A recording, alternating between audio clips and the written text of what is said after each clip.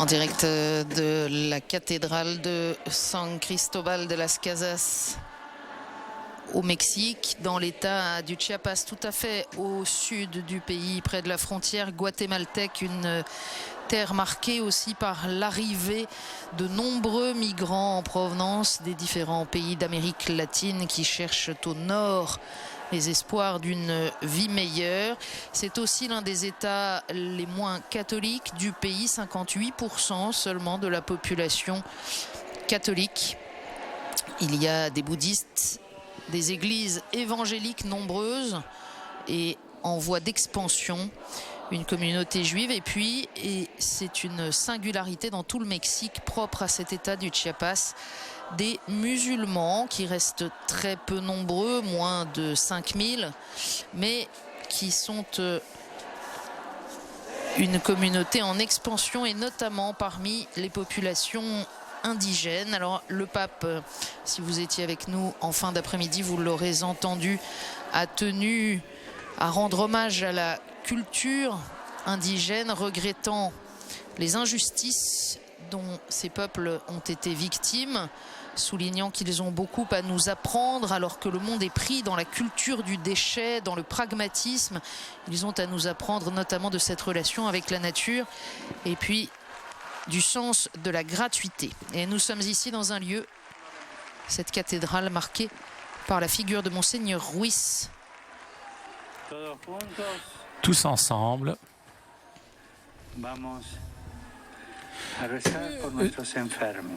prions pour les malades.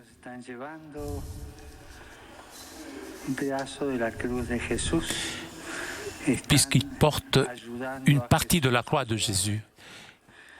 Et ils aident Jésus à porter la croix. Et prions afin que Jésus leur donne la force et les console. Et prions la Vierge, notre Mère, afin qu'il les garde et qu'elle leur donne beaucoup de paix dans leur cœur.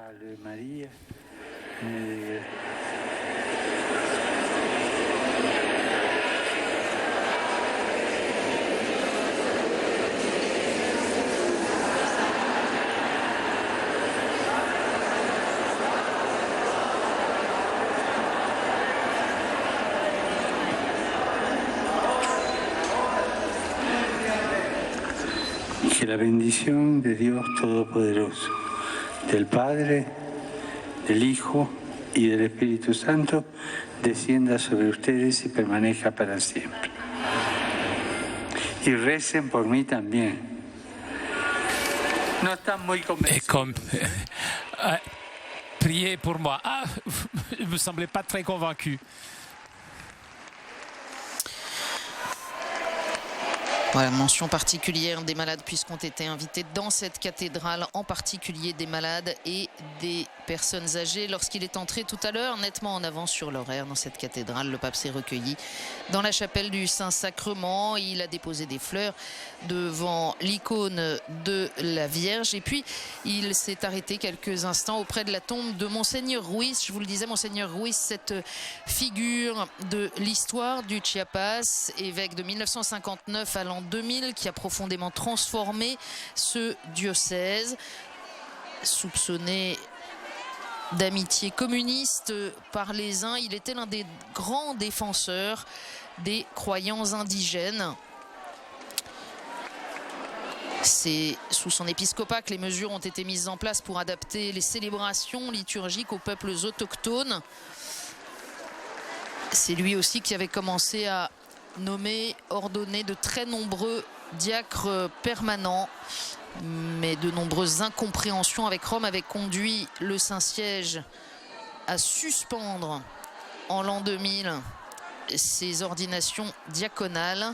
Suspension qui a été levée par le pape François au début de son pontificat. Monseigneur Samuel Ruiz Garcia, mort il y a 5 ans, en 2011, qui a été notamment médiateur entre le gouvernement et l'armée de libération nationale zapatiste C'est dans cette cathédrale qu'il avait organisé la première rencontre de conciliation entre l'armée zapatiste et les représentants du gouvernement. À ce titre, il a reçu plusieurs prix pour cela et pour sa défense des minorités. Le prix de l'UNESCO Simon Bolivar en l'an 2000 et en 2001, le prix international des droits humains de Nuremberg. Voilà, une figure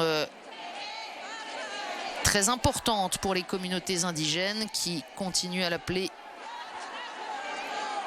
Tatik Samuel, Père Samuel, et qui est aussi une figure représentative de la théologie de la libération des années 60 jusqu'à l'an 2000 dans cette région du monde, et des relations parfois tendues avec l'autorité romaine.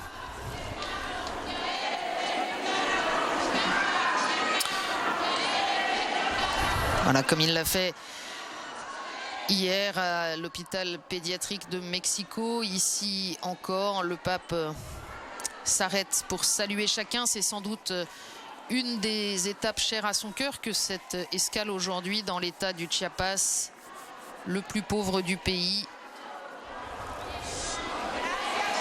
50% de la population de l'État vit en situation de pauvreté.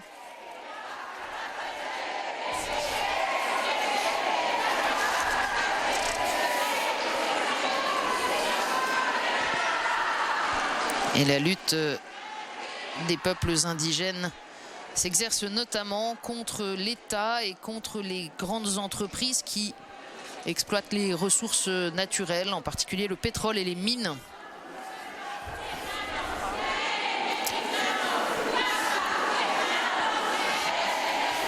Évidemment, comme toujours, les lieux choisis par le pape François pour cette visite au Mexique ne sont pas fortuits et chacune des étapes lui permet de déployer un aspect de son message.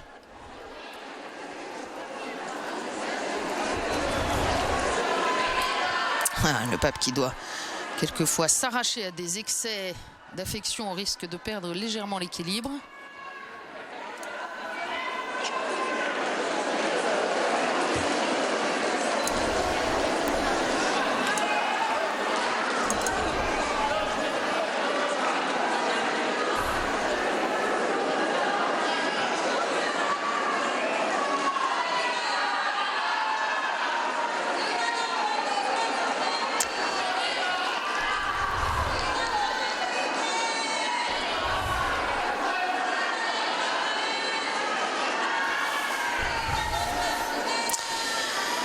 C'est évidemment un grand jour de fête pour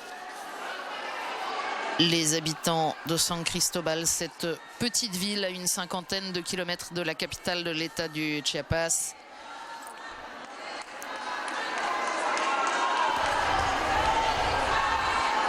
Cette très belle cathédrale construite au XVIe siècle a été restaurée dans les années 1920. Elle est véritablement le monument central de la ville.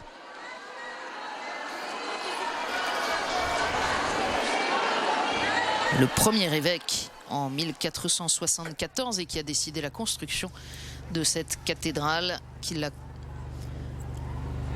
entreprise était Fray Bartolomé de las Casas. Voilà, le pape va maintenant quitter les quelques 400 personnes qui étaient rassemblées dans cette cathédrale, je vous le disais, en particulier des personnes malades et des personnes âgées. Et c'est à nouveau en voiture panoramique qu'il va parcourir les 4 kilomètres qui le séparent de l'héliport, d'où il va embarquer à bord d'un super Puma pour se rendre à Tuxtla Gutiérrez, la capitale de l'État du Chiapas, où il a rendez-vous avec les familles au stade Victor Manuel Reina. Rencontre avec les familles qui sera la dernière étape de cette escale du jour au Chiapas. Ça se passera à 16h15 si les horaires sont respectés, c'est-à-dire à 23h15 heure de Paris. C'est sur ces images du pape à bord de la papamobile et saluant le recteur de la cathédrale et ceux qui l'ont accueilli ici à San Cristobal de las Casas, avec le sourire du bon pasteur qu'on lui connaît. C'est sur ces images qu'on se quitte. On se retrouve tout à l'heure, si vous le voulez bien, 23h15.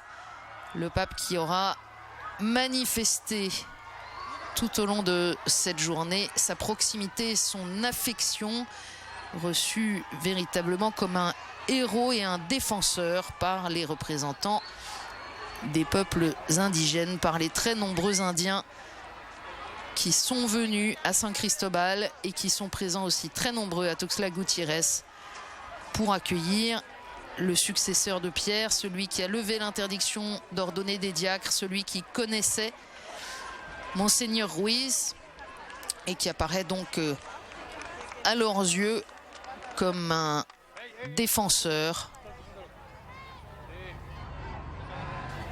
Voilà, on se quitte sur ces images du trajet du pape qui, vous le voyez, comme depuis le début de sa visite au Mexique, est marqué par les foules massées sur son passage. Et on retrouve le pape après ses 50 km en hélicoptère dans la capitale du Chiapas à Tuxtla Gutiérrez. Ce sera aux alentours de 23h15, heure de Paris.